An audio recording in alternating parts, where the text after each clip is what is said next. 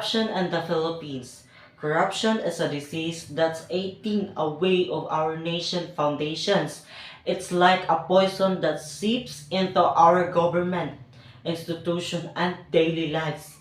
We often have we done to stop this corruption that's holding us back? In the Philippines, corruption takes many forms: bribery, misuse of public funds, favoritism, and dishonesty among leaders. It's robbing people of opportunities for education, healthcare, and a better life. But corruption isn't just about the powerful, it's also about small acts like cheating, cutting lines, or taking advantage of others. When we tolerate those things, we become part of the problem. I believe true change starts with awareness and integrity, with transparency and support those who serve with honesty. But change also starts with us must to living with integrity, doing what's right even when no one's watching.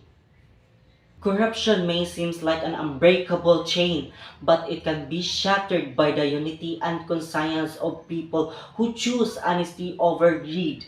Our duty is not just about to obey the law, but to uphold justice and truth in our everyday actions. Let's be the generation that refuses to be blinded by corruption, because our nation's future depends on the purity of our hearts and strength of our conviction.